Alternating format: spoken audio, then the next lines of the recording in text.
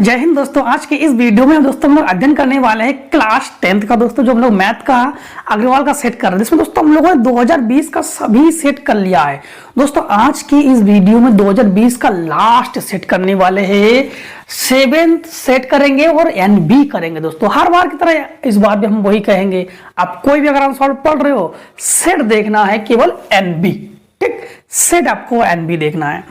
तो सबसे पहला क्वेश्चन आपके पास क्या दिया गया है? बिंदु 3,4 की x अक्ष से दूरी है। अब x अक्ष से दूरी क्या होगा? जैसे 3, इसको आपको हल करते समय हमने हर बार कहा है कि उत्तर लिखा करो। अब लोग उत्तर 1 का समय की होगी बचत। अब इन्होंने ये कहा है ना, -3,4 और x अक्ष से दूरी, x अक्ष से दूरी क्या होता है? y बराबर होता है। तो x अक्ष से दूरी y का मान, y अक्ष से दूरी x का मान होता है। तो यहां पर हमारे पास दूरी क्या हो जाएगा? 4, जो कि ये y का मान है। तो यही हमारे पास आंसर हो जाएगा। कौन सा ऑप्शन दोस्तों सही जा रहा है आपका? तीसरा ऑप्शन सही गया। ठीक है, तीसरा ऑप्शन आपके पास सही गया है। इसके बाद आपके पास दूसरे का यानी 1 का खाप से ये कहा गया है। तो लिखोगे उत्तर 1 का खा। क्या लिखोगे? उत्तर 1 का खा। उत्तर 1 के खा में दोस्तों ये लिखा गया है -5, इसके बाद -5/2, 0, 5/2 डॉट का 11वां पद पूछा गया है। दोस्तों 11वां पद का मतलब क्या हो गया? A11 हमसे पूछ रहा है। A11 का फार्मूला क्या होता है? A11 बराबर फार्मूला होता है, हमने आपको बताया था A प्लस 1 D कम यानी 10 से D, ये 11 का फार्मूला होता है। तो यहां पर a बराबर क्या है? a बराबर आपके पास है -5 और d बराबर हम लोग -5/2 द्वितीय पद से प्रथम पद को घटा देते हैं। तो ये हो जाएगा +5। क्यों? माइनस होने वाला था, माइनस है, प्लस का हो गया। 5 दूनी 10, 10 से 5 घटेगा तो हो जाएगा 5/2। ठीक है, तो देखिए अब हम लोग 11वां पद ज्ञात करेंगे। तो a11 बराबर क्या हो जाएगा? a की जगह -5 प्लस 10 की जगह 10, डी की जगह 5/2, 2 से काटो 2 पंचे 10। तो A11 हो जाएगा 5×5 यानी -5 प्लस का 25 यानी A11 बराबर क्या आ जाएगा आपके पास? 20। ये हो गया दोस्तों आंसर इसका। कौन सा ऑप्शन सही जा रहा है दोस्तों आपके पास? आपके पास बता दें कि आपका दूसरा ऑप्शन यानी तीसरा ऑप्शन सही है। कौन सा ऑप्शन सही है दोस्तों? तीसरा ऑप्शन। अब हम लोग करेंगे इसी का गा नंबर में क्या कहा गया है?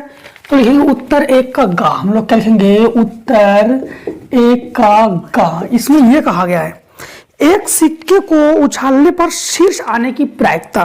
तो दोस्तों आपको बता दें कि शीर्ष आने की प्रायिकता, सिक्के के पहलू कितने होते हैं? 2 और शीर्ष होते हैं 1, तो प्रायिकता हो जाएगा 1/2। तो सिंपल सा था। तो इसको आप लोग कर लेंगे 1/2 यानी कौन सा ऑप्शन सही है आपका? तीसरा, 1/2। अब देखिए 1 का घा में हमसे ये कहा गया है 1 का घा। तो उत्तर 1 का घा में ये कहा गया है कि sin स्क्वायर 60 और -sin स्क्वायर 30। तो sin 60 का दोस्तों मान बता देते हैं आपको। sin 60 का मान होता है आपके पास √3/2 और वर्ग लगा दो, और sin 30 का मान होता है आपके पास 1/2 का वर्ग लगा दो। तो √3 का वर्ग होता है 3 और 2 का वर्ग होता है 4, -1/2, 1 का वर्ग 1 और 2 का वर्ग 4। तो दोनों का हर बराबर है, 3 से 1 घटा दोगे तो 2/4, 2 1 कम 2 दूनी 4, 1/2। ये हो जाएगा आपके पास आंसर। कौन सा ऑप्शन दोस्तों सही गया आपके पास? दूसरा ऑप्शन आपके पास सही गया। अब आप लोग करोगे 1 का इंगिया नंबर। तो 1 का इंगिया नंबर में आपको क्या दिया गया है? तो लिखोगे उत्तर 1 का इंगिया नंबर। 1 का इंगिया नंबर में हमसे ये दिया गया है a के बराबर 10 और इसके बाद है BC बराबर 3.5 और h के बराबर 7। तो AC हमसे ये पूछ रहा है। ठीक है, तो इसमें ये कहा गया त्रिभुज AH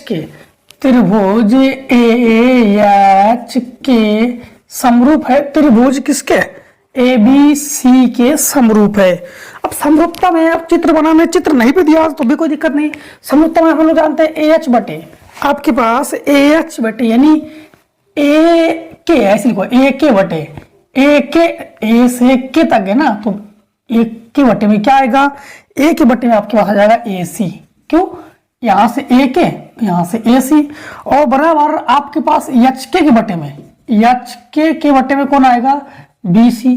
तो ये जाएगा बी सी। समरूपता कसौटी का नियम है, ए के का मान हमारे पास है 10, तो 10 बटे हमारे पास ए सी का मान पूछ रहा है, ए सी का मान पूछ रहा है।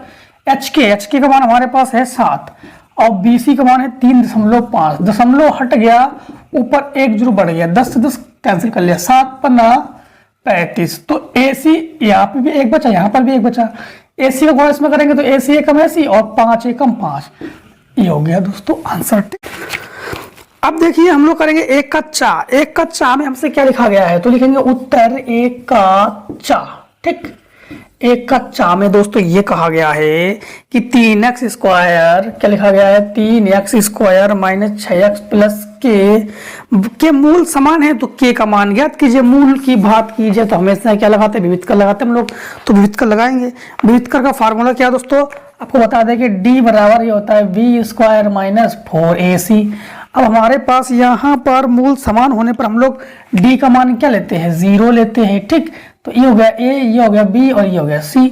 तो b का मान हमारे पास हो गया -6 का वर्ग, -4 इंटू a का मान हमारे पास 3, c का मान हमारे पास के बराबर लीजिए 0, d की जगह 6 का वर्ग 36 -4 दिया 12 के बराबर 0। तो -12 के बराबर 36 को उधर 55 करो, माइनस का 36, माइनस से माइनस कैंसिल, 12 तिया 36, तो के बराबर हो गया 3। ये हो गया दोस्तों आंसर। कौन सा ऑप्शन दोस्तों आपका सही जा रहा है, तो आपका ऑप्शन जा रहा है पहला सही है। ठीक है, इसके बाद हम लोग करेंगे दूसरे का में ये कहा गया है संख्याओं 16, 56 और 40, 25 का मासा यूक्लिड विभाजन प्रेमिका द्वारा ज्ञात कीजिए। सबसे पहले दूसरे का हम लिखेंगे, दूसरे का तो लिखेंगे उत्तर दूसरे का उत्तर दूसरे का क्या क्या लिखा गया है, हमारे पास लिखा गया है कि 16, 56 और 40, 25 का मासा आपको यूक्लिड विभाजन प्रेमिका द्वारा ज्ञात करना है।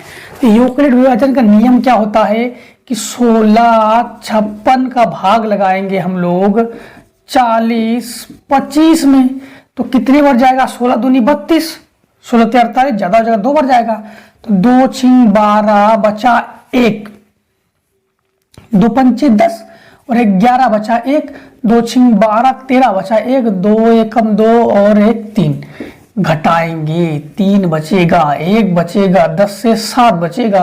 अब हम लोग इसका भाग लगा देंगे 16, 56 में, तो 7 दूनी 14, 14 हो जाएगा, तो 2 बार भाग चला जाएगा, तो ये जाएगा 2 छिंग 12, 2 तिया 6 और 2 एकम 2 और 2 सत्ते 14।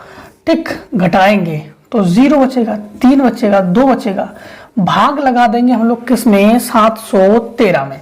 713 भाग लगा देंगे तो कितनी बार जाएगा, 3 बार पहुंच जाएगा, 0, 3 त्रिका 9, 3 दूनी 6, ये बचेगा 3 बचेगा, कितना बचेगा, 3 बचेगा, यहां से लेंगे 11, 11 से बचेगा 2। अब हम लोग इसका भाग लगा देंगे 30 में, यानी 23 कम 10 बार भाग चला जाएगा, तो 230, यानी हमारे पास मासा कितना गया 23। तो इसको यूक्लिड विभाजन में हम लोग कैसे लिखते हैं, तो लिखेंगे हम लोग यूक्लिड विभाजन प्रेमिका। तो यूक्लिड विभाजन में हम लोग कैसे लिखते हैं, सबसे पहले हम लोग क्या लिखेंगे, सबसे पहले लिखेंगे हम लोग 40, 25। अब भाज्य बराबर भाजक गुणा भागफल प्लस शेषफल होता है ना, तो ये भाज्य हो गया, भाज्य बराबर भाजक, तो 16, 56 इंटू 2 और प्लस शेषफल क्या है 713। इससे संतुष्ट तो हुआ नहीं है, तो यही रहेगा। इसके बाद लिखेंगे हम लोग 16, 56, तो ये हो गया भाज, और भाजक क्या हो गया 713 और इंटू भागफल क्या हो गया 2, शेषफल क्या हो गया 230। इसके बाद 713 हमारे पास भाज्य हो गया और भाजक क्या हो गया 230, भागफल क्या हो गया हमारे पास 3 और शेषफल क्या हो गया 23। इसके बाद फिर 230 हो गया भाज्य, भाजक क्या हो गया हमारे पास 23 और भाज्य क्या हो गया 10 और भाजक क्या हो गया हमारे पास 0।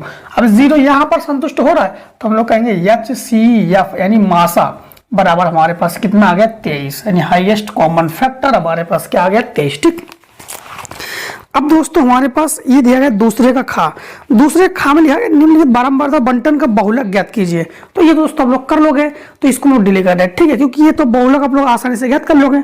बहुलक का फार्मूला क्या होता है? बहुलक का फार्मूला होता है दोस्तों L plus F1 minus F0 बटे 2F1 minus F0 minus F2 into H। अब यहाँ पर F1 आपको किसको लेना है? सबसे अधिक वाला मान कौन है? 8 है, तो इसको F1 लेना है।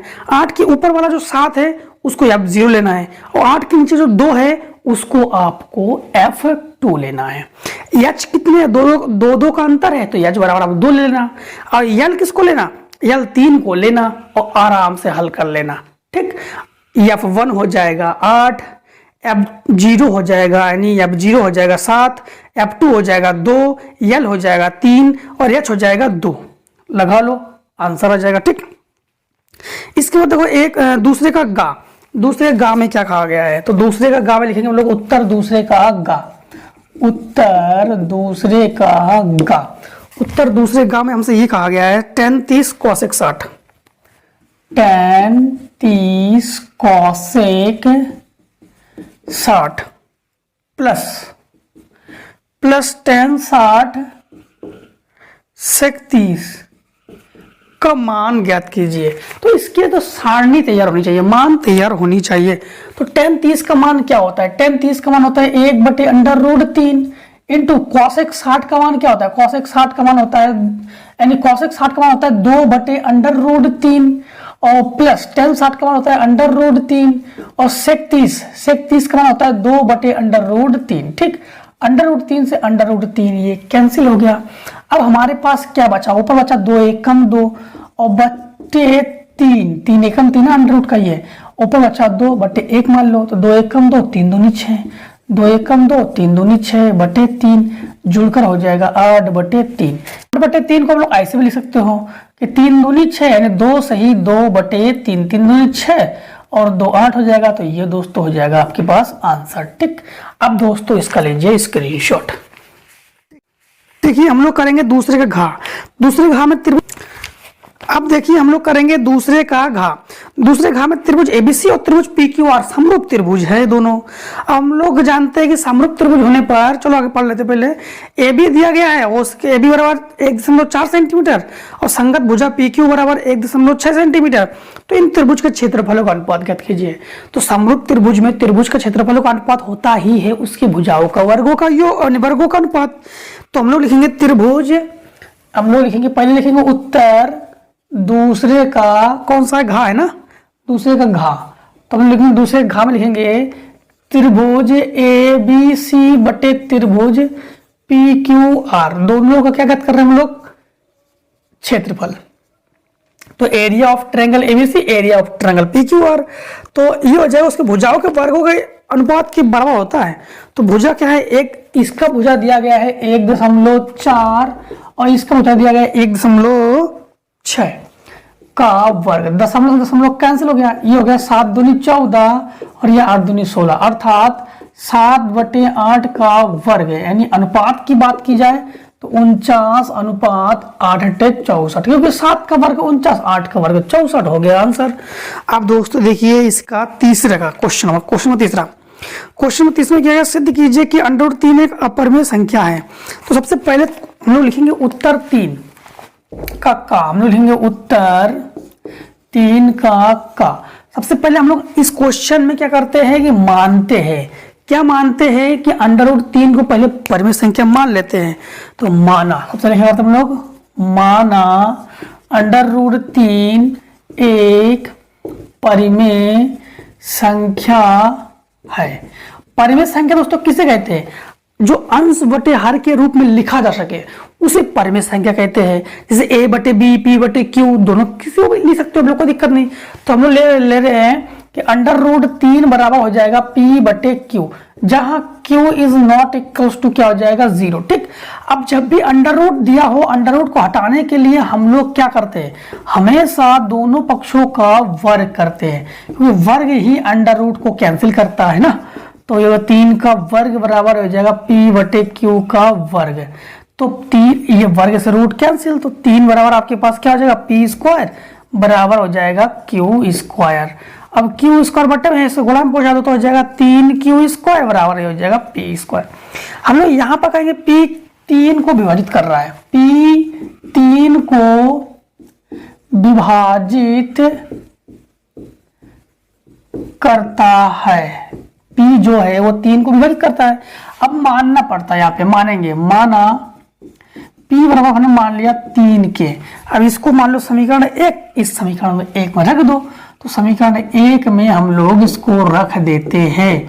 ठीक, जब रख देंगे तो ये हो जाएगा 3q² बराबर, यानी p की जगह लिखेंगे 3 के का स्क्वायर, तो 3q² बराबर 3 का वर्ग 9k², 3 से काटो 3 3 9, तो q² बराबर 3k²। देखो यहाँ पर जिस प्रकार से p² यानी बराबर 3k², तो 3q² से p ने 3 को विभाजित किया, तो q² बराबर 3k², तो q जो है वो 3 को विभाजित करता है। अब देखो p ने भी 3 को विभाजित किया, q ने भी 3 को विभाजित किया, मतलब यहाँ पर p ने भी 3 को विभाजित किया, q ने भी 3 को विभाजित किया, तो बराबर हो गया। तो हम लोग कहेंगे यह हमारी विरोधाभास, मतलब हम लोगों ने हमारे मानने के अनुसार, विरोधाभास पर मानने के अनुसार, या हमारे विरोधाभास त्रुटिपूर्ण मतलब हम लोगों ने गलत माना था। क्यों गलत माना था? हम लोगों ने मान लिया था √3 एक परमेय संख्या है, जबकि हम लोग जानते हैं अंडर बड़ा संख्या एक परमेय नहीं है, अपरमेय है। तो विरोधाभास त्रुटिपूर्ण के कारण सिद्ध हुआ है, अतः √3 एक अपरमेय संख्या है। ठीक है, अब देखिए हम लोग क्वेश्चन नंबर कौन सा करेंगे। हम लोगों ने तीसरे का कर लिया है।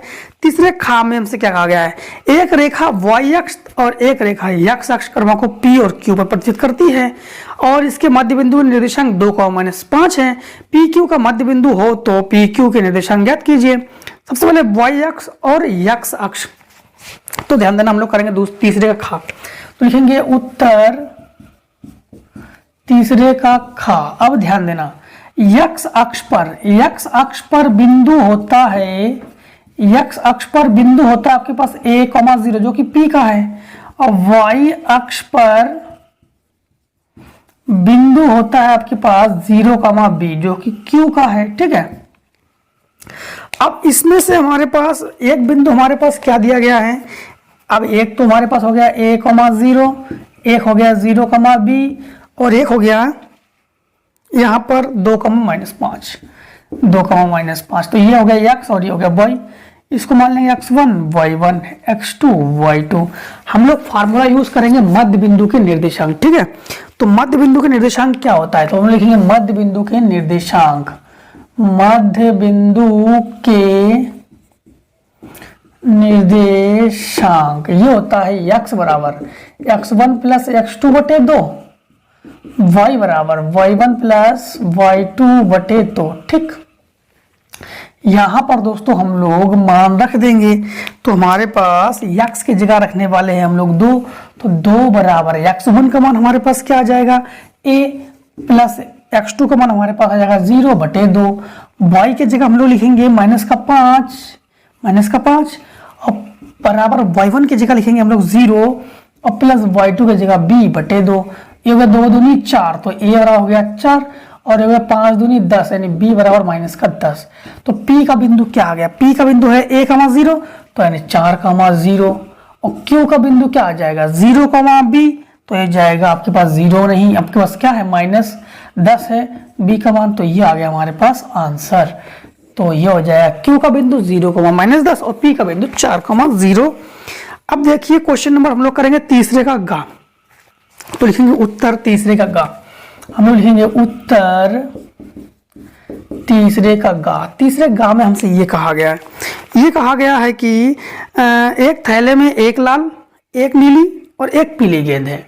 ठीक, तो आपके पास थैले में लाल यानी रेड कितना है 1, ठीक है, येलो कितना है, येलो है 1, और ब्लू कितना है 1, और टोटल गेंद कितना हो गया, टोटल हो गया 1 + 1 + 1 अर्थात हो गया 3। और इन्होंने ये कहा है कि एक नीली गेंद और एक पीली गेंद है और एक ही साजक की है। कृतिका बिना थैले के अंदर झांक के उनमें से एक गेंद निकालती है, तो इसकी प्रायिकता क्या है कि वह गेंद पीली होगी।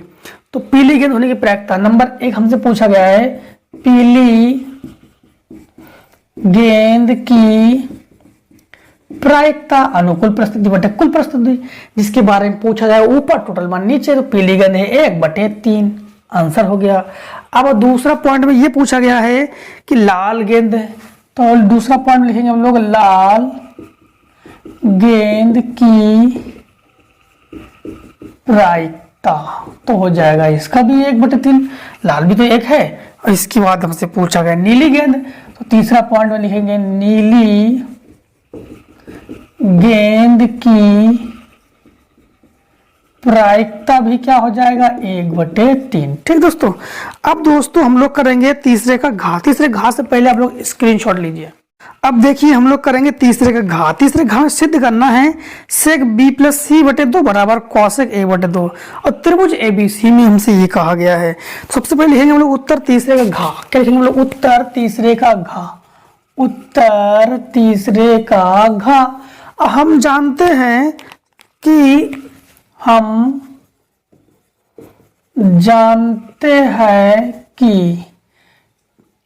यानी ए प्लस बी प्लस सी यानी त्रिभुज के तीनों कोणों का योग 180 अंश होता ही है। हाँ, हमसे ये पूछा गया बी प्लस सी कहा गया है, तो बी प्लस सी रखो, ए को पक्षांतर करो, तो बी प्लस सी बराबर 180 माइनस ए हो जाएगा। ठीक है, 180 माइनस ए, और बटे 2 भी करना है, तो इसके बटे 2 कर लो और इसके बटे 2 कर लो। ठीक, 2 का भाग लगा दिया क्योंकि इसमें बटे 2 है ना, इसलिए। तो ये हो जाएगा b प्लस सी बटे 2, इसको काटो तो ये हो जाएगा 90, तो हो जाएगा 90 माइनस ए बटे 2। अब यहाँ पर हम लोग क्या करेंगे कि अब हम लोग ले लेंगे left hand side. Left hand side का मतलब हो गया हमारे पास सेक b प्लस सी बटे 2। अब हम लोग सेक को सेक लिखेंगे और b प्लस सी के जगह बटे 2 की जगह लिखेंगे 90 माइनस ए बटे 2, और सेक 90 माइनस थीटा कॉसेक थीटा होता है, तो कॉसेक ए बटे 2। ये हो गया दोस्तों हमारे पास आंसर। ठीक, ये हो गया आंसर हम लोगों का। अब हम लोग करेंगे चौथा नंबर। चौथा नंबर में हमसे ये कहा गया है, तो लिखेंगे उत्तर 4 का का। 4 का का में दोस्तों ये कहा गया है 31 बटे 2 की घात 2 इंटू 5 की घात 3, और बी पार्ट में हमसे ये कहा गया 33 बटे 50। बिना लंबी विभाजन प्रक्रिया की दर्शाई गई निम्न परिमेय संख्या दशमलव शांत होगा, प्रत्येक को दशमलव प्रश्न में व्यक्त भी करना है। तो शांत है कि अशांत है ये बताना है सबसे पहले। तो ये तो हम लोग देख पा रहे हैं, सबसे पहले इसको हल कर लेते थोड़ा सा। 50 को हम लोग एलसीएम ले लेते हैं। 50 का हो जाएगा 2 से काटो, 2 25 50, 55 25 55 25, तो इसको लिख सकते हैं 33 की घात 2 इंटू 5 की घात 2। दोनों ही दशमलव शांत हैं, दोनों ही ए तथा बी दोनों का दशमलव शांत है। शांत क्यों है? क्योंकि 2 की घात यम 5 की घात यन के रूप का है, इसलिए शांत है। ठीक है, 2 की घात यम और 5 की घात यन के रूप का है, इसलिए दोनों ही शांत है। तो 2 की घात 5 यानी 2 की घात और 5 की घात ही होना चाहिए, इसके अलावा किसी और का घात नहीं आना चाहिए। अब प्रसार ज्ञात करते इसका। प्रसार ज्ञात करने के लिए दोस्तों आपको बता दें कि दोनों का घात जो है वो बराबर होना चाहिए। मतलब यहाँ पर लिखा है 31 बटे 2 की घात 2 है, तो 5 की घात 3 है, तो 2 की घात 1 का ऊपर भी गुणा करेंगे, 2 की घात 1 का नीचे भी गुणा करेंगे। क्यों? क्योंकि गुणा में घातें जोड़ती है, जोड़ के 3 होगा क्योंकि 5 की घात 3 है। तो ये हो जाएगा 31 दूनी 62 बटे 2 की घात ये दोनों यानी 2 की घात 3 इंटू 5 की घात 3, तो 62 बटे दोनों की घात सेम है, तो क्या जाएगा 10 की घात 5 दूनी 10, 10 की घात 3। कितने अंक के बाद दशमलव आएगा? 3 अंक के बाद। कैसे? ध्यान देना, 1 अंक 2 अंक 3 अंक यहाँ पे लग जाएगा दशमलव, ये हो गया दशमलव प्रसार। जब इसको करेंगे तो 33 बटे ये हो जाएगा 2 इंटू 5 की घात 2, तो 2 की घात 1 का ऊपर भी गुणा करेंगे, 2 की घात 1 का नीचे भी गुणा करेंगे। क्यों गुणा करेंगे? क्योंकि यहाँ पे 5 की घात 2 है ना, तो इसका जब गुणा करेंगे, ये तो हमारे पास था ए पार्ट, ये हो गया बी पार्ट, तो 33 दूनी 66 बटे 2 की घात 2 इंटू 5 की घात 2, तो 66 बटे 5 दूनी 10 की घात 2। अब हम लोग जानते हैं कितने अंक को दशमलव लगेगा, 2 अंक के बाद दशमलव लगेगा क्योंकि 2 ही तो है, तो 1 अंक 2 अंक दशमलव लग गया, आंसर आ गया ये, ठीक 0.66। अब हम लोग क्वेश्चन करेंगे चौथे का खा। चौथे खा में कहा गया उस त्रिभुज का क्षेत्रफल ज्ञात कीजिए जिसके शीर्षों के निर्देशांक 0,0, 2,0 और 0,3 हैं। तो इसको दोस्तों इसको भी आप लोग कर लोगे। कैसे करोगे इसको 0,0, 2,0 और 0,3 है। तो त्रिभुज का क्षेत्रफल क्या होता है, 1/2 x1 कोष्टक में x2 माइनस यानी y2 minus y3 plus x2 y3 minus y1 plus x3 y1 minus y2। अब हमारे पास ये जो बिंदु दिए गए हैं ना, इसको x1 y1 x2 y2 x3 y3 मान लेना, आंसर आ जाएगा, ठीक कोई दिक्कत नहीं इसमें। तो अब हम लोग करेंगे चौथे का गा नंबर। चौथे गा पी के किन मानों के लिए समीकरण का योग का अद्वितीय हल है, तो इसको बता देते हैं। उत्तर चौथे का गा, उत्तर चौथे का गा। चौथे गा में ये कहा गया है दोस्तों कि 4x plus p y, 4x plus p y plus 8 बराबर 0 और दूसरा 2x प्लस 2y प्लस 2 बराबर 0। पी के किन मानों के लिए अद्वितीय हल होगा। तो दोस्तों सबसे पहले आपको अद्वितीय हल बता दें। अद्वितीय हल किसे कहते हैं, जो अद्वितीय हल होता है तो अद्वितीय हल ये होता है a1 बटे a2 is not equals to b1 बटे b2, ये होता है। तो a1 बटे a2 हमें मान चाहिए है ना, तो ये हो गया a1, ये हो गया b1, ये हो गया c1, ये हो गया a2, ये हो गया b2, ये हो गया c2। a1 बटे a2 यानी 4 बटे 2 is not equals to p बटे 2। अब ये 2 से 2 कैंसिल हो जाएगा, तो ये इसके गुणा में पहुंचेगा, तो p is not equals to क्या हो जाएगा 4, यानी p का जो मान है 4 को छोड़कर सभी के लिए अद्वितीय हल है। तो हम लोग कहेंगे 4 के अलावा सभी पर अद्वितीय हल है, क्योंकि 4 के बराबर p है नहीं, सभी के लिए अद्वितीय हल है, केवल 4 को छोड़कर सभी पर अद्वितीय हल है, ठीक है। अब दोस्तों आपका ये हो गया चौथे का घा। चौथे घा में वर्ग अंतराल दिया गया है 10 से 25 और इसका माध्यक पूछा गया है। दोस्तों सिंपल सवाल है, जिस प्रकार से आपका ये जो दूसरे खा था जिस प्रकार सिंपल है और चौथे का घा भी सिंपल सवाल है, इसलिए इसको जो सिंपल हमें लग रहा है कि आप लोग इसको कर सकते हो उसी सवाल को हम छोड़ रहे। बाद में हमें जो लग रहा है कि आप लोग नहीं कर पाओगे या थोड़ा कठिन लगेगा उसी को सिंपल बना के माल कर दे रहे, ठीक है। तो समथिंग आप लोग जो चौथे का घा है इसको लगा लोगे, क्योंकि माध्यक है तो माध्यक में सबसे पहले क्या आता है, माध्यक का फार्मूला बता दे, m बराबर l प्लस n बटे 2 माइनस CF बटे F इंटू H। अब H का मतलब क्या हो गया, 5 का यानी 5 का नहीं 10 से 25 है, 15 का अंतर है तो 15 हो गया आपके पास से H। L किसको लोगे तो 1 2 3 1 2 3 यानी ऊपर से गिनोगे तब भी आपको मिलेगा 20, नीचे से गिनोगे तब भी, यानी बीच वाला पद हो गया 20, इसको मानोगे F, ठीक। माध्यक में संचय बारंबारता निकाला जाता है, संचय बारंबारता को जोड़ते हैं तो 20 के जो ऊपर वाला मान होगा, 20 के जो ऊपर वाला मान होगा वो होगा CF। 20 के सामने जो 40 है ना, 40 होगा L, 40 होगा L, 20 होगा F, 15 होगा H। आपको चाहिए केवल CF और N क्या होगा, इन सबको जोड़ देना जो लास्ट में आ जाएगा है ना CF, मतलब बारंबारता में संचय बारंबारता को जोड़ते जाना, जो लास्ट में आएगा वो N हो जाएगा, ठीक। अब लोग आराम से कर सकते हो इसको। अब हम लोग करने जा रहे हैं 5वें का का, तो लिखेंगे उत्तर 5वें का का।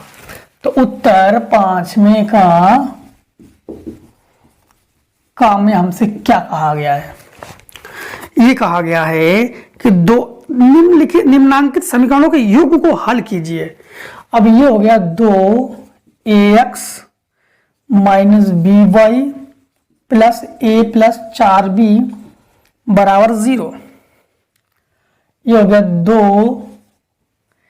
ये हो गया bx plus a by plus b minus 4a बराबर 0।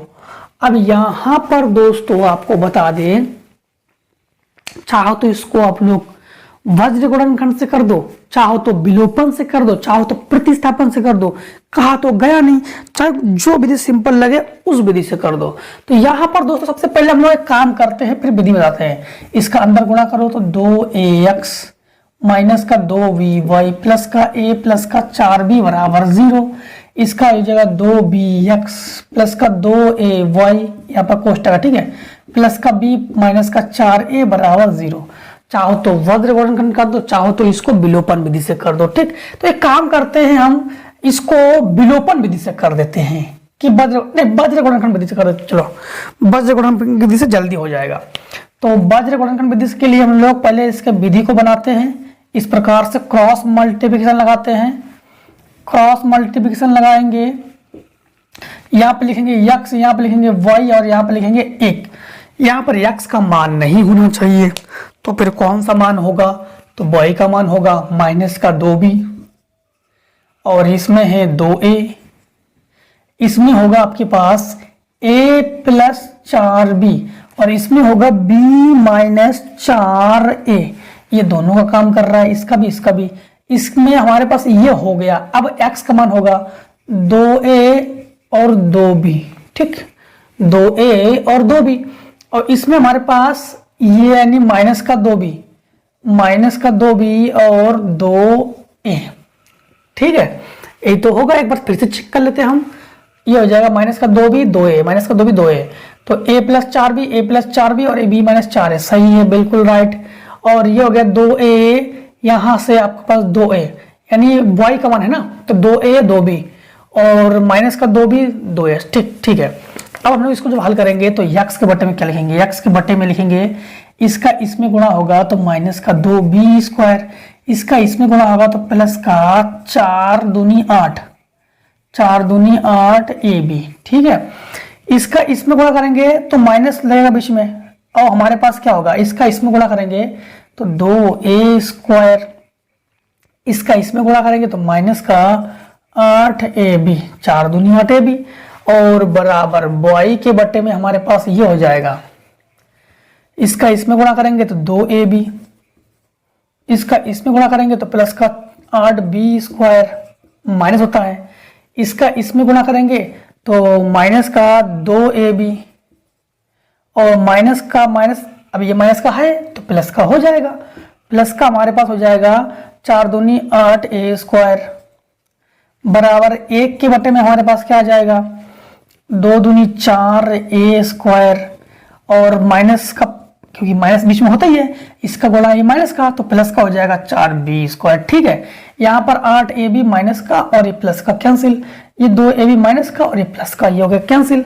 अब हमारे पास बचा क्या, हम लिखेंगे x बटे, यहाँ से लिखते थोड़ा सा इधर से लिख देते हैं तो पूरा का पूरा आ जाएगा, x बटे माइनस का 2b स्क्वायर माइनस का 2a स्क्वायर बराबर y के बटे में आ जाएगा 8b स्क्वायर और माइन प्लस का 8a स्क्वायर और 1 के बटे में आ जाएगा 4a square plus 4b square.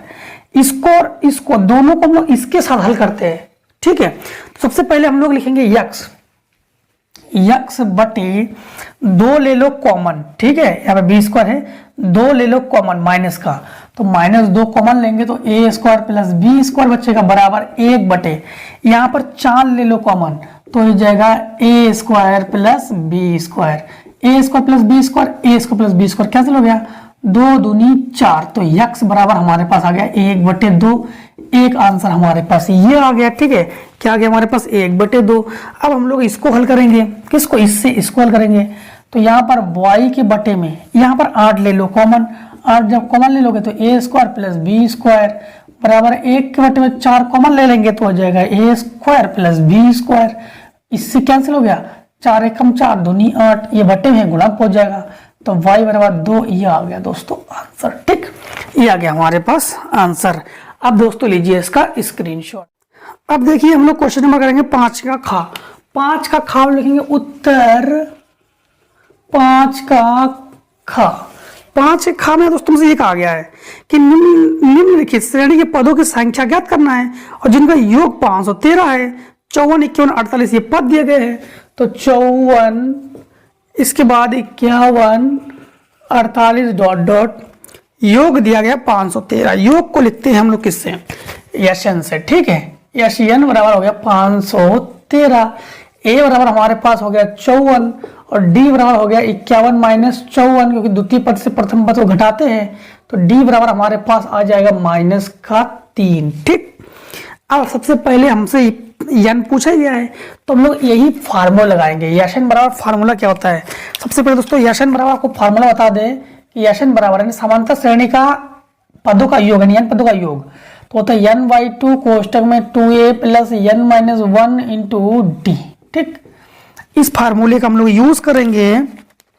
यशन की जगह लिखेंगे 513 बराबर n की जगह n लिखो और 2 की जगह 2 लिखो, a की जगह लिखो आप लोग कितना 54 प्लस n-1, डी की जगह लिखोगे 3 और माइनस का, और ये बटे में गुणा पहुंचा दोगे तो हो जाएगा 3 दूनी 6, 2 एकम 2, 5 दूनी 10 बराबर n।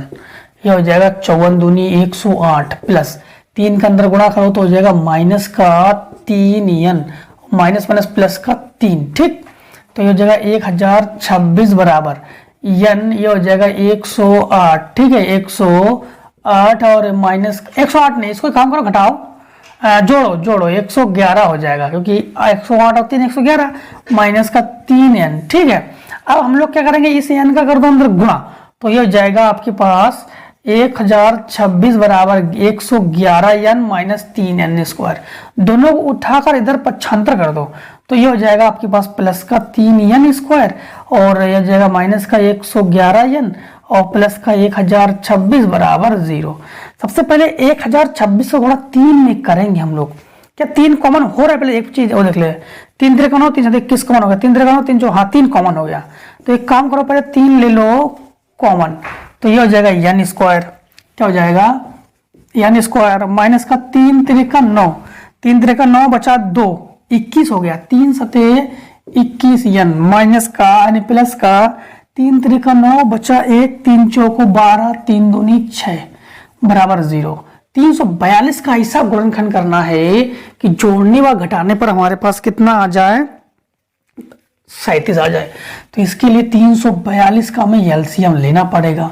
तो यह आ जाएगा 2 से काटो तो यह हो जाएगा 2 एकम 2 बचा 1 2 7 14 2 एकम 2, फिर ये 19 यानी 19 निमा 171, फिर ये हो जाएगा 3 त्रेका 9 3 एकम 3। अब हमारे पास आना कितना चाहिए, 37 आना चाहिए। तो 3 त्रिका 9 दूनी 18, 18 और 19 हाथ हो गया 37।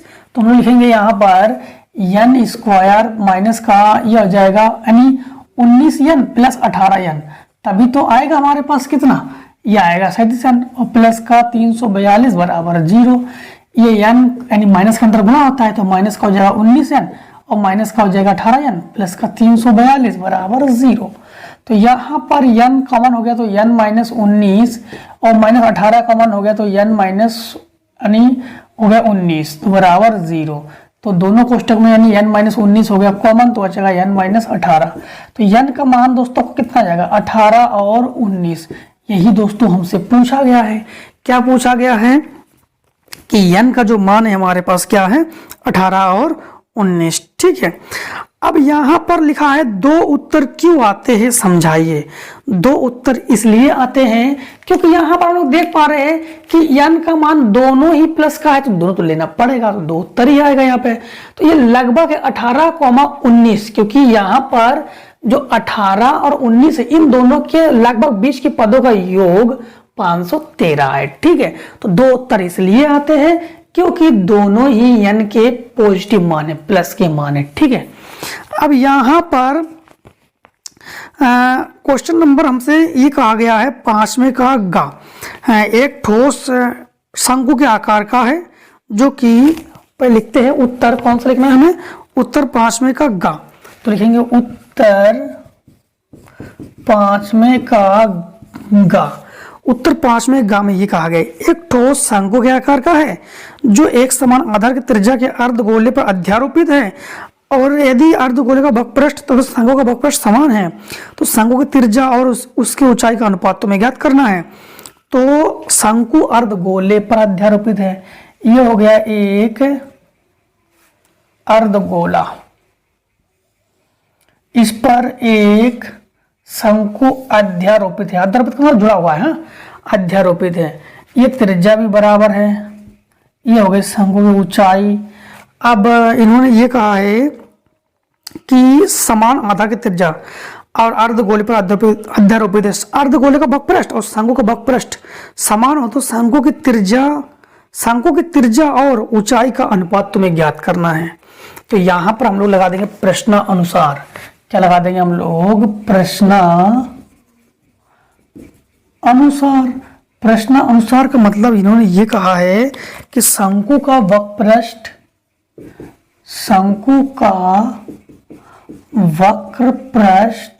बराबर अर्धगोले का वक्रपृष्ठ। अर्धगोले का वक्रपृष्ठ ये आपस में बराबर है। शंकु का वक्रपृष्ठ होता है पाई आर यल, अर्धगोले का आयतन होता है 2 पाई आर स्क्वायर, यानी 2 तो रहेगा, पाई से पाई कैंसिल हो गया, ठीक है। एक आर से एक आर कैंसिल हो गया। अब यहां पर हमसे ये पूछा गया है कि अर्धगोले का वक्रपृष्ठ और शंकु का वक्रपृष्ठ समान हो तो शंकु की त्रिज्या और ऊंचाई का अनुपात हमें ज्ञात करना है। तो यहां पर यल बराबर हमारे पास क्या है? 2r है। अब यल का मतलब हम लोग फार्मूला निकालेंगे। तो यल होता है त्रिज्या ऊंचाई। त्रिज्या ऊंचाई के लिए फार्मूला होता है त्रिज्या ऊंचाई यल बराबर अंडर रूट में h square plus r square. अब इसका हमसे मान पूछ रहा है ना, इसका अनुपात पूछ रहा है त्रिज्या और ऊंचाई दोनों का। तो यल की जगह हम लिखेंगे 2r आया है बराबर अंडर रूट में h square plus r square. दोनों पक्षों का कर देंगे वर्ग हम लोग, क्योंकि अंडर रूट को हटाने के लिए हमेशा हम लोग दोनों पक्षों का क्या करते हैं? वर्ग करते हैं। तो ये हो जाएगा 2r का वर्ग बराबर under root h square plus r square का वर्ग। वर्ग से ये कैंसिल, 2 का वर्ग हो गया 4r स्क्वायर बराबर h square plus r square. H square को ही रखो, आर स्क्वायर को पक्षांतर करो तो आर स्क्वायर माइनस का हो जाएगा बराबर एच स्क्वायर। ये घट के हो जाएगा 3r स्क्वायर बराबर एच स्क्वायर। अब हमसे क्या पूछा गया है? अनुपात। इसके गुणा में 1 ले सकते हम लोग। तो आर स्क्वायर बटे एच स्क्वायर बराबर हो जाएगा 1/3। इसका स्क्वायर हटेगा तो इस पर रूट चढ़ेगा, तो हम लोग लिखेंगे आर बटे एच बराबर हो जाएगा अंडर रूट में 1/3। तो आर अनुपात एच बराबर हो जाएगा 1:1 तो निकल जाएगा। ये अंडर रूट 3 अंडर रूट से नहीं निकल सकता है क्योंकि वर्ग है ही नहीं। तो 1:3 दोनों का अनुपात भी तो पूछा गया था। क्या पूछा गया था एक बार फिर से देख लेते हैं हम लोग। त्रिज्या, हाँ अनुपात, तो चाहे इसको बटे में लिखो चाहे अनुपात लिख दो, कोई दिक्कत नहीं। तो 1:3 आ जाएगा, ठीक। अब हम लोग करेंगे पांचवें घा में हमसे क्या कहा गया है? 60 मीटर ऊंचे भवन के शीर्ष से मीनार के शीर्ष और पाद का अवनमन कोण क्रमशः 30 अंश और 60 अंश से मीनार की ऊंचाई हमसे पूछ रहा है। अब 60 मीटर ऊंचे भवन है तो ध्यान देना, सबसे पहले लिखेंगे हम लोग उत्तर नंबर, हमारे पास 5वें का घा है तो लिखेंगे उत्तर 5वें का घा। दो सबसे पहले इन्होंने कहा 60 मीटर ऊंचे भवन, तो सबसे पहले हमने ये बनाया एक भवन जिसकी ऊंचाई है 60 मीटर और ये हो गया आधार, ये बना दिया एक मीनार। भवन से मीनार का जो अवनमन कोण है ये कितने अंश का है? 30 अंश का है, ठीक। और पाद का अवनमन कोण हमारे पास कितने अंश का है? 60 अंश का है। इसको इससे मिला दो तो ये हो गया h, तो ये भी हो गया 60, ये हो गया a, ये हो गया b, ये हो गया c, ये हो गया d और ये हो गया e, और यहाँ का मान हो गया 30। अब सबसे पहले हम लोगों ने मान लिया कि यहाँ तक ये हो गया x मीटर, तो ये भी हो गया x मीटर। अब ध्यान देना कि यहाँ पर हम लोग सबसे पहले त्रिभुज कौन सा लेंगे?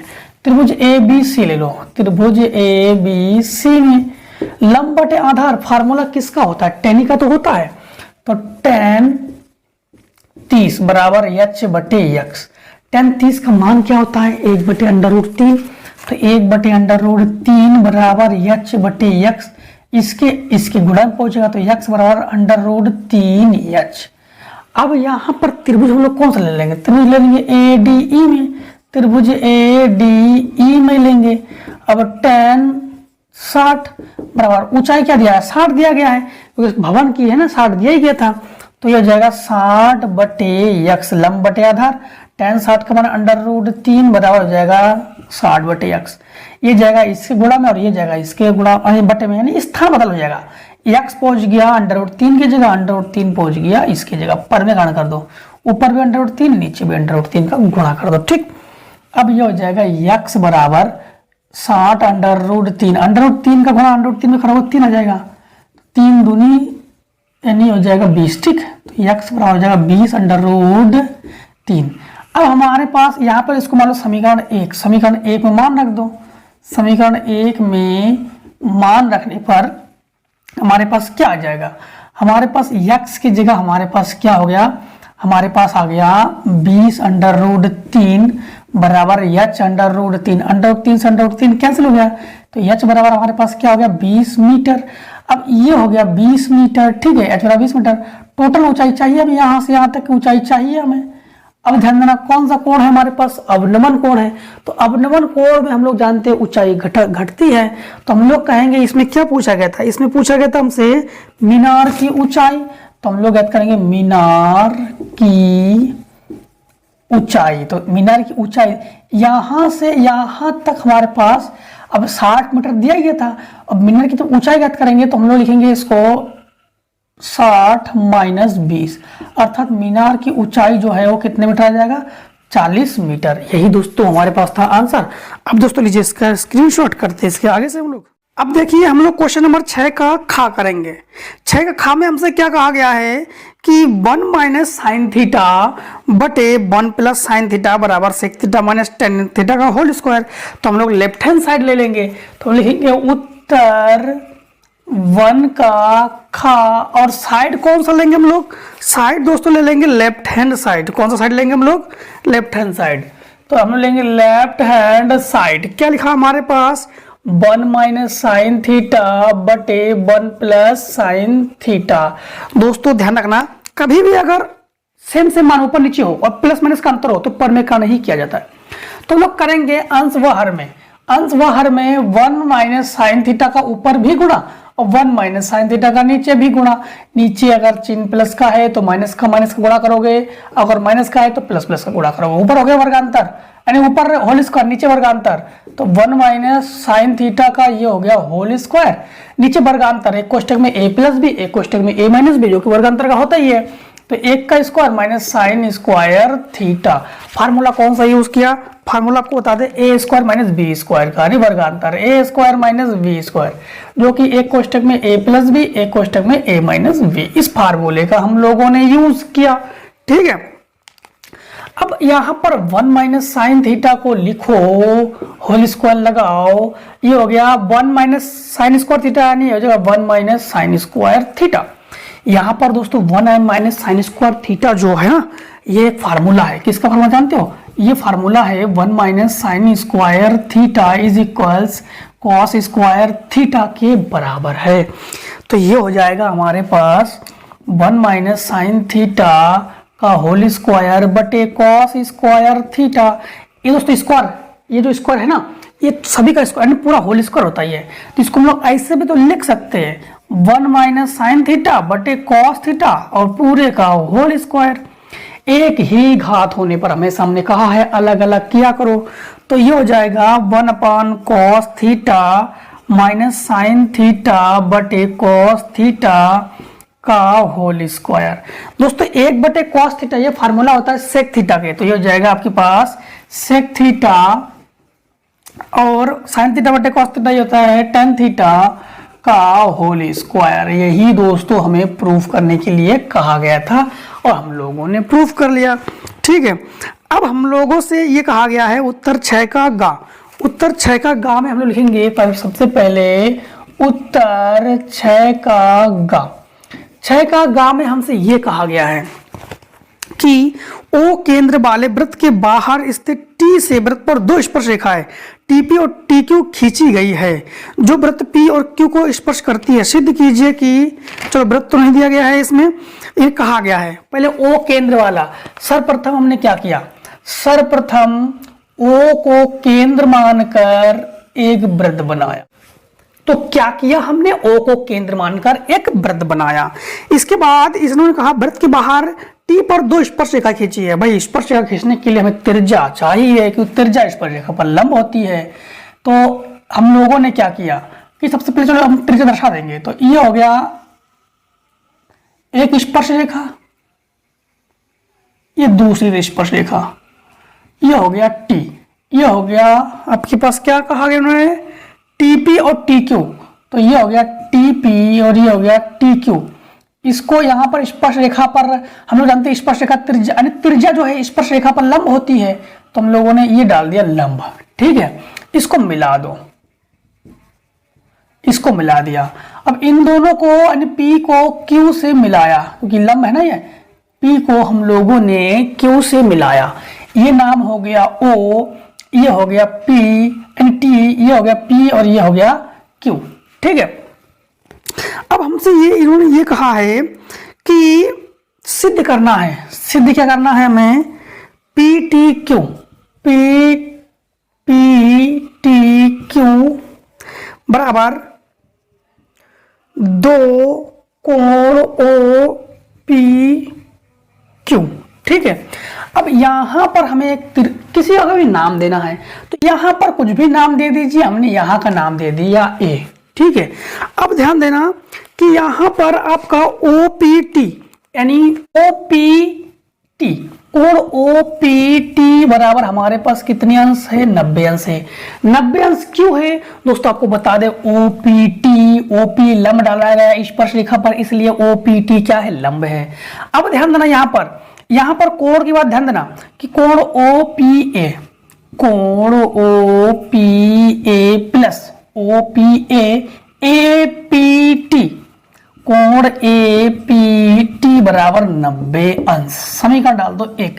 कैसे 90 अंश हुआ, अब 90 अंश कैसे हुआ, क्योंकि यहां कोण का नाम 90 अंश है ना, तो ओ पी ए और ए पी टी दोनों मिलाकर 90 अंश हो रहा ना।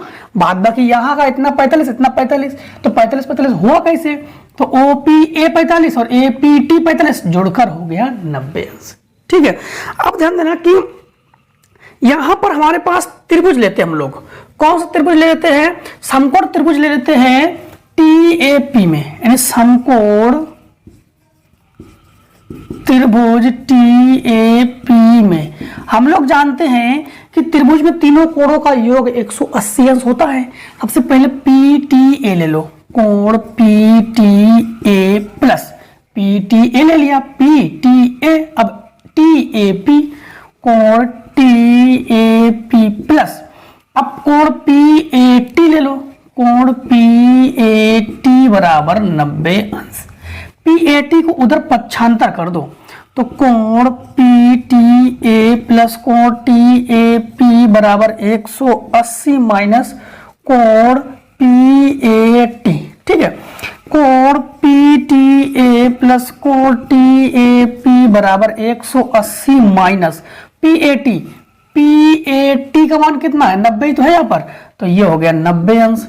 तो ये हो गया कोण पी टी ए प्लस कोण टी ए पी बराबर हो गया 90 अंश। समीकरण हो गया 2।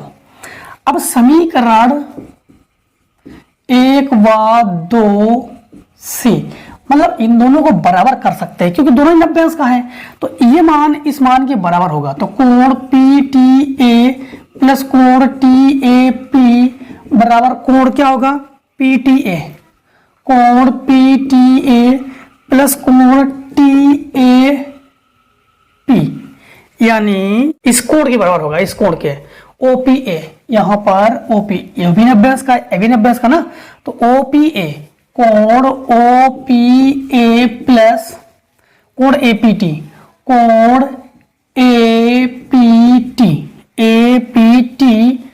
अब यहां पर दोस्तों ध्यान रखना कि पी टी ए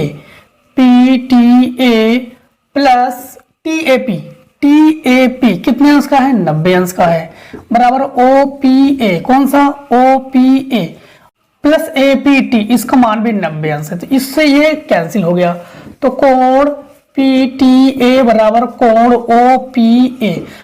अब ध्यान देना कि जो पी टी ए है, पी टी ए हमारे किसके बराबर है, पी टी ए जो है P T A, P T O के बराबर है, तो ये हो गया पी टी ओ के बराबर है। और O P Q, O P A, O P Q के बराबर है, ओ पी क्यू के लगभग बराबर है दोस्तों। कैसे?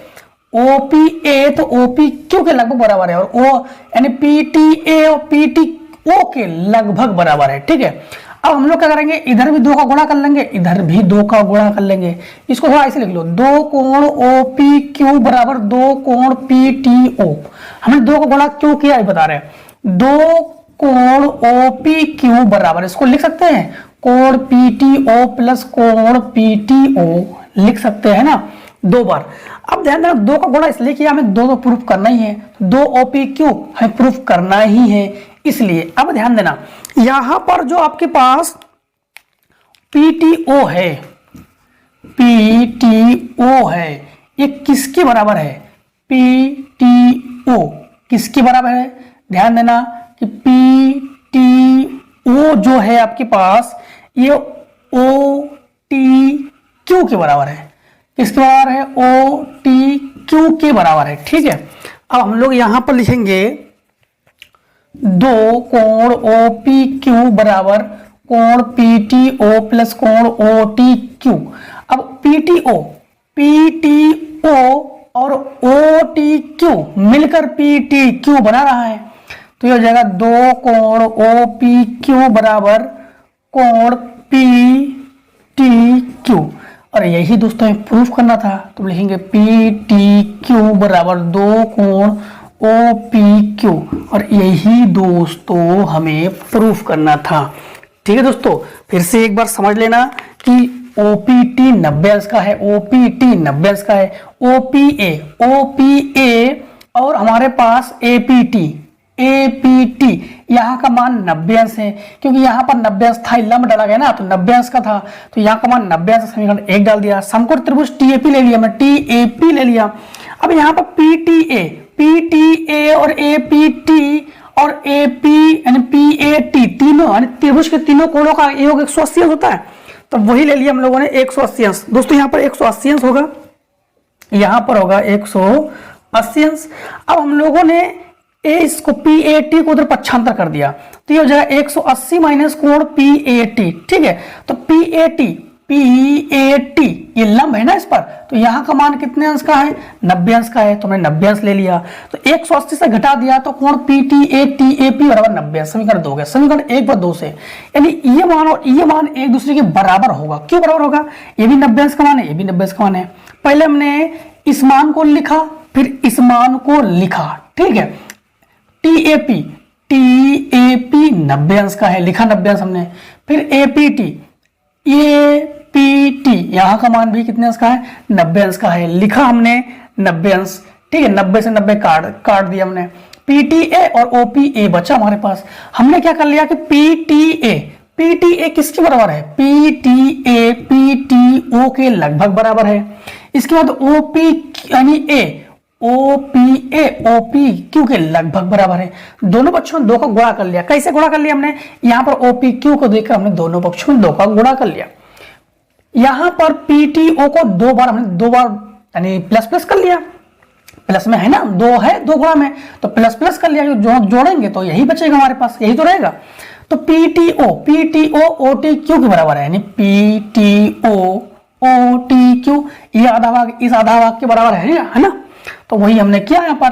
तो 2 कोण OPQ को लिखा, PTO को लिखा, एक PTO की जगह हमने OTQ लिख दिया। अब PTO ये आधा भाग, OTQ ये आधा भाग मिलकर PTQ बनाता है, तो PTQ बना रहा है, यही हमें प्रूव करना था। ठीक है दोस्तों, अब देखिए हम लोग क्वेश्चन नंबर करेंगे इसी का घा, क्षय का घा, तो लिखेंगे उत्तर क्षय का घा। क्या लिखेंगे हम लोग? उत्तर क्षय का घा।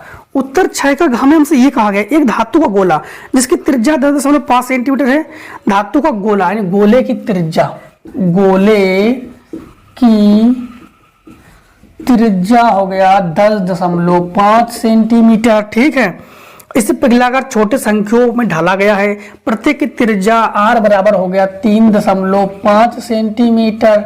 ठीक है, और ऊंचाई यानी h बराबर हो गया 3 सेंटीमीटर, h बराबर 3 सेंटीमीटर। कुल कितने शंकु बनाए जा सकते हैं, यानी किसी से किसी को अगर बनाया जाए तो फार्मूला बराबर लगाते हैं। तो यहां पर लगाएंगे हम लोग प्रश्नानुसार। प्रश्नानुसार हम लोग क्या लगाएंगे, गोले का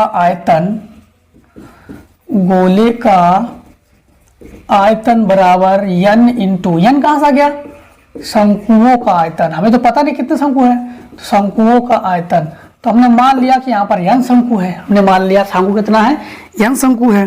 गोले का आयतन होता है 4/3 पाई r क्यूब। शंकु का आयतन होता है 1/3 पाई r स्क्वायर h। पाई से पाई को कैंसिल करो, 3 से 3 को कैंसिल करो, 4 को 4 लिखो। इसका r क्या है, इसकी त्रिज्या हमारे पास दिया गया है, इसको r1 इसको r2 मान लो।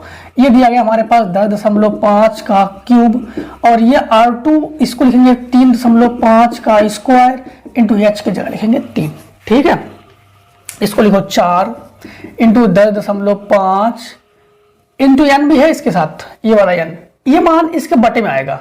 10.5 इंटू 10.5 3 बार लिखेंगे, बटे ये आ जाएगा आपके पास 3.5 इंटू 3.5 इंटू 3। एक अंक दो अंक, एक अंक दशमलव, दो अंक के बाद दशमलव, दशमलव हम लोगों ने काट लिया है। अब हम लोग काटेंगे 5 से। ठीक है, तो 5 से काटो, 5 दूनी 10, 5 एकम 5, 5 सत्ते 35, 7 तिया 21, 3 से 3 कैंसिल, फिर से वही हो जाएगा 5 दूनी 10, 5 एकम 5, 5 सत्ते 35, 7 तिया 21। तो हमारे पास ये n बराबर बचा, तो हमारे पास n बराबर कितना बचा, 4 इंटू 10.5 इंटू 3, ये वाला 3। तो ये हो जाएगा n बराबर हमारे पास कितना हो जाएगा, 4 तिया 12, तो 12 इंटू 10.5। ठीक है, तो हमारे पास ये हो जाएगा n बराबर 12 पंचे 60 का 0, बचा हमारे पास 6, तो 6 का 6 हो जाएगा, 12 एकम 12, तो 126 शंकु। टोटल कितने शंकु बनेंगे, 126। अब दोस्तों लीजिए इसका स्क्रीनशॉट। अब देखिए हम लोग क्वेश्चन नंबर करेंगे 7 का। 7 के का में क्या कहा गया है, 7 के का में ये कहा गया है कि बहुपद, सबसे पहले लिखेंगे उत्तर 7 का।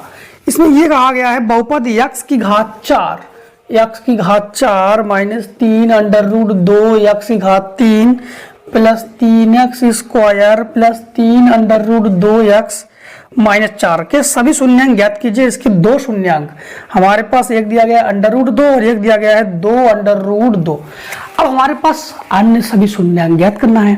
सबसे पहले हमने कहा था आपको शून्यांक ज्ञात करने के लिए सबसे पहले क्या करते हैं हम लोग, सबसे पहले हमारे पास हम लोग द्विघात समीकरण बनाते हैं। इसको द्विघात समीकरण बनाने का नियम हमने आपको बताया था कि x माइनस एल्फा और x माइनस बीटा, ये होता है द्विघात समीकरण का नियम। तो x माइनस एल्फा की जगह हम लोग अंडर रूट 2 और x माइनस बीटा की जगह लिखेंगे 2 अंडर रूट 2। गुणा करेंगे, इसका इसमें गुणा करेंगे तो x स्क्वायर, इसका इसमें गुणा करेंगे तो माइनस 2 अंडर रूट x, इसका इसमें गुणा करेंगे तो अंडर रूट x, और इसका इसमें गुणा करेंगे तो प्लस का अंडर रूट और अंडर रूट 2, 2 दूनी 4। तो ये हो जाएगा x स्क्वायर माइनस का, ये हो जाएगा इसका इसमें गुणा किया था हमने, फिर इसका इसमें गुणा किया तो x होगा, तो जोड़ेंगे तो माइनस का हो जाएगा 3 अंडर रूट 2x प्लस 4। क्यों, ये 2 और इसका गुणा में 1 है ना, तो जोड़ का हो जाएगा 3 अंडर रूट 2x। अब इसका भाग लगाते हैं इसमें हम लोग, तो हम लोग करेंगे क्या, x square minus 3 under root 2x plus 4, इसका भाग लगाएंगे हम लोग किसमें, x की घात 4 minus 3 under root 2x cube और प्लस का 3x स्क्वायर, इसके बाद प्लस का 3 अंडर रूट 2x माइनस 4, इसका भाग लगाएंगे। भाग का नियम क्या होता है, सबसे पहले यहाँ पर x की घात 4 है तो x की घात 2 है, तो इसको काटना पड़ता है इसको, है ना, तो x की घात 2 का ऊपर गुणा करेंगे, यानी यहाँ पर भी गुणा करेंगे, यहाँ पर भी गुणा करेंगे, यहाँ पर भी गुणा करेंगे, क्योंकि x की घात 2 लिखेंगे हम लोग। इसमें गुणा करेंगे तो x की घात 4, इसका इसमें गुणा करेंगे तो माइनस का हो जाएगा 3 अंडर रूट 2x क्यूब, इसका इसमें गुणा करेंगे तो प्लस का 4x square, minus plus minus, क्योंकि भाग में चिन्ह बदलते हैं ना, तो ये कट गया, ये कट गया, तो ये हो गया हमारे पास माइनस का, प्लस यानी माइनस का x स्क्वायर, क्योंकि माइनस का ज्यादा है, और प्लस का 3 अंडर रूट 2x और माइनस 4, इन दोनों को हमने एक साथ उतारा ले लिया, माइनस देखकर माइनस लिखा, यहाँ पे एक्स स्क्वायर, यहाँ पे एक्स स्क्वायर, तो एक लिखो, एक का गुणा इसमें करेंगे तो माइनस का एक्स स्क्वायर, इसका माइनस माइनस प्लस का ये हो जाएगा 3 अंडर रूट 2x, और प्लस का ये हो जाएगा यानी माइनस का हो जाएगा, तो माइनस का हो जाएगा 4, ये प्लस ये माइनस ये प्लस, पूरा सभी मान कट गए, ये हो गया 0। तो हमारे पास क्या बचा, शून्यांक की बात कही गई है, तो एक्स स्क्वायर माइनस 1 बराबर हम लोग क्या लेंगे 0, इसको तो पच्छम कर दीजिए, तो एक्स बराबर 1 यानी इसको हटेगा रूट चढ़ेगा, तो एक्स बराबर अंडर रूट का 1, अंडर रूट से मान जो निकलता है प्लस माइनस लेकर निकलता है, तो एक्स बराबर प्लस माइनस का 1। हमने अल्फा और बीटा, इसको अल्फा लिया था और इसको बीटा लिया था, तो हम लोग इसको अब देना है एक मान प्लस का एक मान माइनस का, तो चतुर्घात में 4 मूल होते हैं, तो अल्फा बीटा, अब गामा, गामा बराबर हमने ले लिया प्लस का 1 और डेल्टा बराबर ले लिया हम लोगों ने माइनस का 1, ये हो गया अन्य 2 मूल। ठीक है, ये हम लोगों ने अन्य 2 मूल ज्ञात कर लिए।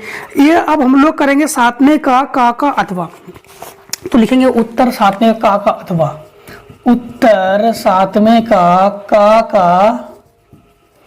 अथवा, उत्तर सातवें का अथवा में हमसे ये कहा गया है, एक नाव 10 घंटे में धारा के प्रतिकूल और प्रतिकूल मतलब विपरीत, ठीक है, 30 किलोमीटर तो धारा के अनुकूल 44 किलोमीटर जाती है, 13 घंटे में 40 किलोमीटर धारा के प्रतिकूल और 55 किलोमीटर धारा के अनुकूल जाती है। धारा की चाल, नाव की स्थिर जल में चाल ज्ञात करना है। सबसे पहले मान लेते हैं, माना स्थिर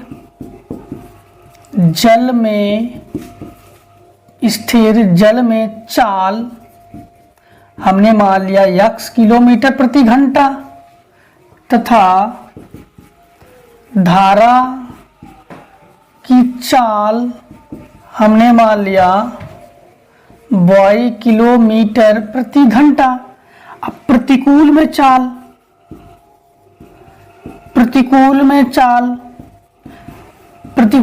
घटती है, तो ये हो जाएगा x माइनस वाई किलोमीटर प्रति घंटा। अब अनुकूल में चालें जुड़ती हैं, तो ये हो जाएगा x प्लस वाई किलोमीटर प्रति घंटा। ठीक है, अब इन्होंने क्या कहा है देखिए, कि इन्होंने ये कहा है 10 घंटे में धारा के प्रतिकूल 30 किलोमीटर और अनुकूल 40 किलोमीटर जाती है 10 घंटे में, कुल समय 10 घंटे लगता ही है। तो प्रथम शर्त इसको मान लो, प्रथम शर्त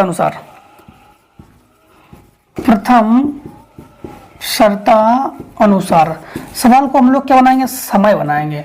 समय बराबर फार्मूला होता है दूरी बटे चाल। अब हमारे पास सबसे पहले प्रतिकूल में दूरी क्या है, हमारे पास दूरी है 30 किलोमीटर, तो 30 बटे चाल क्या हो गया x माइनस वाई प्लस, क्योंकि टोटल समय लग रहा है ना इसलिए समय हो गया। अब हमारे पास दूरी दिया गया 44 बटे x प्लस वाई, टोटल कितने घंटे लग रहे हैं, 10 घंटे लग रहे हैं। ठीक है, अब यहां पर ध्यान देना, हमने माना 1 बटे x माइनस वाई बराबर हमने a मान लिया, समीकरण a हो गया। 1 बटे x प्लस वाई बराबर b मान लिया, समीकरण b हो गया। हमने आपको पढ़ाया था ना कि जब कभी भी x और y प्लस माइनस हो या वो बटे में हो तो उसको हम इस प्रकार से मान लेते हैं। तो ये हो जाएगा 30a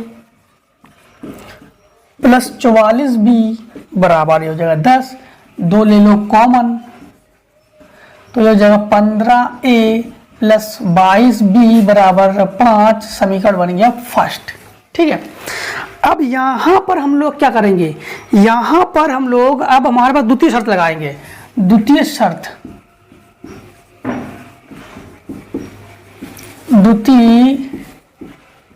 शर्तानुसार इन्होंने ये कहा है 13 घंटे में 40 किलोमीटर प्रतिकूल, यानी 40 किलोमीटर प्रतिकूल यानी 40 बटे x minus y plus 55 kilometre यानी 55 बटे x प्लस वाई बराबर 13। फिर से वही हो जाएगा 40a प्लस 55b बराबर हो जाएगा 13, समीकरण हो गया दूसरा। समीकरण अब हम लोग 1 2 को जोड़ घटाना करेंगे, तो एक काम करो, 15 और 40 का एलसीएम लो जो बराबर आ जाए, तो 15 को 60, 15 75, 15 8 120 यानी 120 दोनों में आ जाएगा। तो समीकरण 1 में 8 का तथा समीकरण 2 में 3 का गुणा करके प्लस प्लस है घटाएंगे, घटाने पर तो इसमें गुणा कर रहे हैं 8 का, तो 15 अट्ठे 120, ठीक है, 15 अट्ठे 120 और प्लस 22 अट्ठे 176 और फिर 8 5 40, ये हो जाएगा। हम लोग 4 का गुणा कर रहे हैं, इसमें हम लोग 1 का, इसमें 4 का गुणा कर रहे हैं, 3 का गुणा करेंगे 3 का, तो 120 ए प्लस 5 ते 15 बचा 1, 5 ते 15 1 16 बी बराबर 13 तिया 39, माइनस माइनस माइनस घटाने पर चिन्ह बदल जाते हैं, ये मान कैंसिल हो जाएगा हमारा। तो ये हमारे पास घटेगा, तो 1 और 1 11, यानी 11 बी बराबर हमारे पास कितना बचेगा, घटकर हो जाएगा 1, तो बी बराबर हो जाएगा 1/11। बी का मान समीकरण 1 व बी में रखने पर, 1 में भी रखेंगे और बी में भी रखेंगे। सबसे पहले हम लोग बी में रख रहे हैं, तो जब बी में रखेंगे तो 1/x प्लस वाई बराबर, ये हमारे पास बी का मान क्या है 1/11, इसका इसमें गुणा होगा तो x प्लस वाई बराबर इसका इसमें होगा तो 11, समीकरण बन गया यह तीसरा। अब हम लोग b का मान समीकरण 1 में रख दो, तो 1 में रखेंगे 15 को 15 लिखेंगे, a को a लिखेंगे प्लस 22 इंटू बी की जगह 1/11 बराबर 5, 11 दूनी 22, 2 को उधर 75 कर दो, 15 a बराबर 5 माइनस 2, तो 15 a बराबर हो जाएगा 3, तो a बराबर हो जाएगा 3/15, 3 एकम 3, 3 बचे 15, a बराबर 5, 1 यानी a का मान अब हम लोग समीकरण कहाँ रख देंगे, समीकरण रख देंगे a में। अब आप लोग लीजिए स्क्रीनशॉट, फिर इसको आगे सॉल्व करते हैं। अब देखिए हम लोग क्या करेंगे कि a का जो मान है हम लोग समीकरण कहाँ रखेंगे, a में रख देंगे। तो समीकरण a जो हमारे पास ये है, तो 1/x माइनस वाई बराबर हमारे पास हो जाएगा 1/5, ये वाला 1/5। अब हमारे पास इसका इसमें गुणा कर देंगे तो x माइनस वाई बराबर 5 एकम 5, इसका इसमें, समीकरण बन गया ये चौथा। समीकरण 3 व 4 को, अब ध्यान देना 3 क्या है हमारे पास, 3 हमारे पास x प्लस वाई बराबर 11 और x माइनस वाई, तो असमान चिन्ह है, जोड़ेंगे, तो जोड़ने पर क्या हो जाएगा x प्लस वाई बराबर 11 और ये x माइनस वाई बराबर हो गया 5, ये कट गया, ये हो गया 2x बराबर, ये हो गया 16, 2 अट्ठे 16, तो x बराबर हमारे पास कितना आ गया 8 आ गया। ठीक है दोस्तों, अब x का मान हम लोग कहाँ रखेंगे, x का मान समीकरण चाहो 3 में रख दो और चाहो तो 4 में रख दो, कोई दिक्कत नहीं। तो समीकरण 3 में रख दिया हम लोगों ने, 3 में रखने पर 3 क्या है, यहाँ पर x की जगह लिखेंगे 8 प्लस वाई बराबर 11, इसको उधर 75 कर दो, y बराबर 11 माइनस 8, तो y बराबर आ जाएगा 3, ये आ गया दोस्तों आंसर। ठीक है दोस्तों, अब हमसे साथ में खा क्या पूछा गया है, किसी समबाहु त्रिभुज ABC की भुजा BC पर एक बिंदु D इस प्रकार स्थित है कि BD बराबर 1/3 BC है, और सिद्ध कीजिए कि 9AD स्क्वायर बराबर 7AB स्क्वायर। सबसे पहले समबाहु त्रिभुज की बात किया गया है, तो एक समबाहु त्रिभुज बनाइए। तो सबसे पहले हम लोग लिखेंगे उत्तर सात में का खा। उत्तर सात में खा में हमसे ये कहा गया है कि पहले समबाहु त्रिभुज बनाते हैं। एक हमने ये बनाया समबाहु त्रिभुज। समबाहु त्रिभुज किसे कहते हैं, जिसकी सभी भुजाएं बराबर हो। तो ABC कि BD बराबर 1/3 BC। तो सबसे पहले हम लोग इस पर एक लंब डालेंगे जिसका नाम दे देंगे E, लेकिन हम लोग D इस प्रकार से लेना है कि 1/3 BC हो। तो ये D जो है 1 2 3 भागों में विभाजित कर रहा है। तो जो BC है यानी BD जो है वो क्या किसके बराबर है, 1/3 BC के बराबर है। ठीक है, अब यहां पर ध्यान देना कि यहां पर हमें सिद्ध क्या करना है, सिद्ध ये करना है कि 9AD स्क्वायर बराबर 7AB स्क्वायर। ठीक है, अब हमारे पास यहां पर ध्यान रखना कि AEB यानी कोण AEB किसके बराबर है, कोण AEC के बराबर है। यानी BE जो है BE किसके बराबर है, EC के बराबर है। ये दोनों बराबर हुआ, किससे बराबर जानते हो, ये बराबर हुआ हमारे पास, यानी ये हो गया हमारे पास कोण, ये हो गया भुजा, तो हम लोग कहेंगे यश ए से बराबर हो गया। अब ध्यान देना यहाँ पर हमारे पास क्या दिया गया है, हमारे पास BD बराबर हमारे पास क्या दिया गया है 1/3 BC दिया गया है। BD बराबर क्या दिया गया है 1/3 BC दिया गया है। DC जो है DC बराबर क्या होगा 1 भाग 2 भाग और टोटल भाग हो गया, तो ये हो गया 2/3 BC। तो हम लोग लेंगे त्रिभुज, कौन सा ले लेंगे, यानी त्रिभुज ADC में, कौन सा त्रिभुज लेंगे ADC में। यहां पर हम लोग लिखेंगे AD का वर्ग, AD का वर्ग बराबर क्या होगा हमारे पास AC का वर्ग प्लस DC का वर्ग minus 2 into DC into EC होगा, ठीक है।